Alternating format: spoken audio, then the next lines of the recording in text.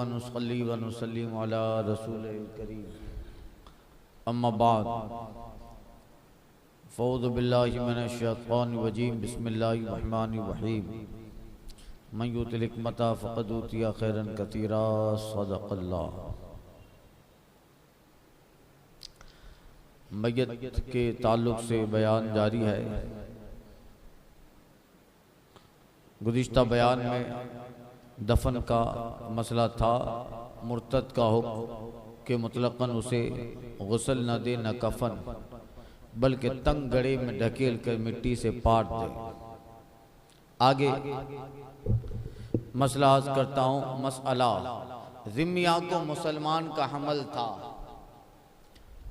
ज़िम्मिया काफिरा, जो ज़िम्मी काफिर होता है और उसकी हिफाजत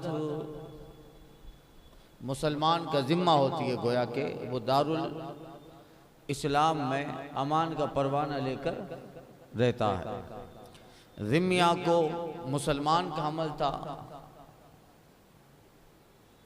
वो मर गई। अगर बच्चा में जान पड़ गई थी तो उसे मुसलमानों के कब्रिस्तान में अलहदा दफन कर दें और उसकी पीठ किबला को कर दें कि बच्चे का मुंह किबला को हो। इसलिए कि बच्चा जब पेट में होता है तो उसका मुंह माँ की पीठ की तरफ होता है। उसका मुंह माँ के पीठ की तरफ होता है। उसकी पीठ को कब्रिस्तान की तरफ कर दें। उस औरत की पीठ को जो है किबला की तरफ कर दे। अगर औरत की पीठ किबला की तरफ होगी तो अंदर बच्चा है, उसका मुंह काबा की तरफ हो जाएगा। चूंकि ये तो ज़िम्मिया है, इसके लिए वो एहकाम नहीं है दफन के किबले की तरफ मुंह किया जाए। इसके लिए वो एहकाम नहीं है। मगर जो बच्चा है पेट में वो मुसलमान है। कुल्लु मौलिदिन युलदु अला फित्रतिल इस्लाम सुम्मा अबवाहु युहव्विदानिही युनस्सिरानिही युमज्जिसानी। हुजूर कहते हैं हर बच्चा मुसलमान की फितरत इस्लाम पर मुसलमान होकर पैदा होता है, फिर उसके माँ बाप उसे यहूदी नसरानी मजूसी बना देते हैं, मगर वो पैदा मुसलमान होकर होता है। मसला मैयत का बदन अगर ऐसा हो गया कि हाथ लगाने से खाल उधड़ेगी, कहीं पानी में डूब गया है, कितने दिनों के बाद मिला है, हाथ लगाने से खाल उधेड़ेगी, तो मैयत को हाथ न लगाए, सिर्फ पानी बहा दें ऊपर से, उसका गुस्ल हो गया। तो अगर ऐसा मसला हो कि तिब्बी एतबार से भी कोई ऐसी बीमारी में मुब्तला हो, इंतकाल कर गए, अब उसको छूना नहीं है, सख्त ताकीद कर दी गई, या उसका जिस्म ऐसा है कि किसी वजह से कई दिनों के बाद मिला, सल गड़ गया है, पानी में डूबा था, अब बाहर निकाला, तो इन सारी सूरतों में जैसे मुनासिब हो वैसे गुस्ल दिया जाता है। और छूना अगर मुनासिब ना हो तो सिर्फ पानी बहा दे, गुस्ल हो गया। मसला नहाने के बाद अगर नाक, कान, मुंह और दिगर सुराखों में रुई रख दें तो भी हर्ज नहीं नहलाने के बाद, मगर बेहतर ये कि न रखें। मैयत की दाढ़ी या सर के बाल में कंघा करना, नाखून तराशना, किसी जगह के बाल मूंडना या कतराना या उखेड़ना नाजायज और मकरूह तहरीमी है। अब मर गया तो अब क्या हजामत बनाएगा, अब क्या नाखून काटेगा, बल्कि हुक्म यह है कि जिस हालत पर है उसी हालत पे दफन कर दे। हाँ, अगर नाखून टूटा हो तो ले सकते हैं, कतर सकते हैं। अगर नाखून या बाल तराश लिए तो कफन में रख दें। अगर नाखून काट लिए तो नाखून मुर्दे के कहाँ, कफन में ही रख दें। मसला मैयत के दोनों हाथ करवटों में रख दें, दोनों हाथ करवटों में रख दें, सीना पे ना रखें। ऐसे नहीं रखते हैं, मरहूम के हाथ करवटों पे रख दें, सीना पे न रखे कि ये कुफार का तरीका है। दोनों हाथ सीधे कर दें, करवट, ये है ना करवटें दोनों, इसकी तरफ सीधा कर दें, ऐसे सीना पे ना रखे।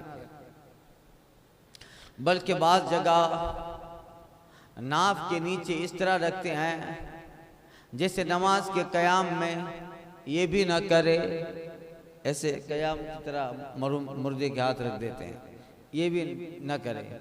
बल्कि बाद जगह दस्तूर है कि अमूमन मैयत के गुस्ल के लिए कोरे घड़े बुदने घड़े लाते हैं, उसकी कुछ ज़रूरत नहीं। घर के इस्तेमाली घड़े लोटे भी गुस्ल दे सकते हैं।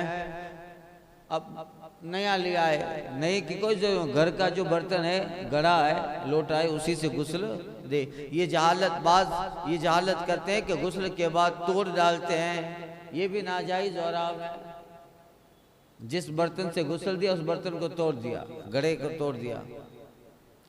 कि हाँ माल जाय करना है, खाम क्यों तोड़ा भाई। और अगर ये ख्याल हो कि नजीस हो गए हैं तो भी फजूल बात है कि अवलन तो उस पर छींटे नहीं पड़ते, और अगर पड़े भी तो राजी है कि मैयत का गुस्ल नजासत हुक्मिया दूर करने के लिए है तो मुस्तमल पानी की छींटे पड़ी और मुस्तमल पानी नजीस नहीं। जिस तरह जिंदों के वुजू गुस्ल का पानी है, इसी तरह मरहूम के भी गुस्ल, मुर्दे के भी गुस्ल वजू का पानी है। अगर फर्ज किया जाए कि नजीस पानी की छींटे पड़ी तो दो डालें, धोने से पाक हो जाएगा, तोड़ना क्यों। और अक्सर जगह वो घड़े बुदने में मस्जिदों में रख देते हैं। ये घड़े वो बुदने जो होते हैं ना, वो मस्जिदों में रख देते हैं मरहूम को नहलाने के बाद। अगर नीयत ये हो कि नमाजियों को आराम पहुंचेगा और उसका मर्द को सवाब, तो अच्छी बात है और रखना बेहतर। और अगर ये ख्याल हो कि घर में रखना नहुसत है, मस्जिद में रख किया, घर में रखना नहुसत है, मस्जिद में रख किया, तो ये नरी हमाकत है, जहालत है। और बाज लोग घड़े का पानी फेंक देते हैं, ये भी हराम है, किसी इस्तेमाल में ला लो। वो मरहूम को कितनी तकलीफ होती होगी बताओ। अरे भाई आप हो, अगर मैं आपको पानी पी के दूं, आप ना आप बोलो नहीं चाहिए, तो सामने वाले तकलीफ होगी, यार मेरा पानी इतना नफरत करता है, मेरे घड़े में पानी है, जिस घड़े से मैं पानी पीता हूँ, जिस गिलास में मैं पानी पिया उससे इतनी नफरत करता है, तो आपको तकलीफ होगी ना यार। मुझे तकलीफ, आपको तकलीफ होगी अगर मैं ऐसा करूंगा तो, कि आपका पानी नहीं पीऊंगा जूठा, आपका जो मकान में घड़ा है उसमें से नहीं पीऊंगा, आपने जिसको छू लिया उसमें से नहीं। तकलीफ तो मरहूम को नहीं तकलीफ होगी कि यार मुझसे जिस गुस्ल किया गया जिस पानी से, उससे इतनी नफरत करता है, उसको भी तकलीफ होगी कि नहीं। तो बात जगह नरी जहालत है, हिमाकत है, बेवकूफ़ी है, दीन से दूरी है। कि मरहूम के साथ ऐसा व्यवहार होता है जैसे इंतकाल कर गया तो जैसे जिन बन गया, जिन्नात बन गया, जैसे करीब नहीं जाते, करीब नहीं जाते उसके। और कैसे कैसे इस ताल्लुक से रस्में होती है, डरते हैं। बताइए ये हाल है। अल्लाह तौफीक रफीक अता फरमाए। ये कफन क्या बोलते हैं, नहलाने का बयान खत्म हो गया। अब यहां से कफन का बयान। कफन कैसे बनाया जाए, कफन को कैसे बनाएंगे। तो इंशाअल्लाह मर्द के लिए कफन अलग है, औरत के लिए बनाने का तरीका अलग है। कफन बनाना आइंदा के दर्स में अर्ज करता हूँ। अल-फातिहा।